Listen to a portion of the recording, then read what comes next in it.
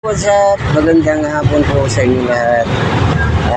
For today's video, nandito po tayo ngayon sa Malibay, Pasay, kung saan may nadaanan tayong isang motor na nag-lock na naman ang kanyang likuran sa kadahilan ng ang kanyang clutch lining ay nabaklas sa kanyang ayan.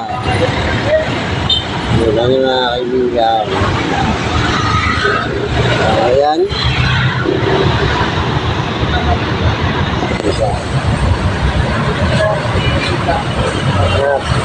Sariwa pa ng kanyang motor pero baklas na yung kanyang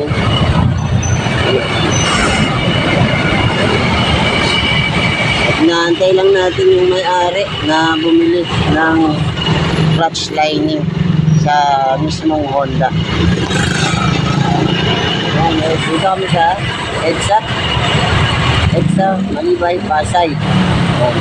Traffic heavy, slow moving ang mga sasakyan.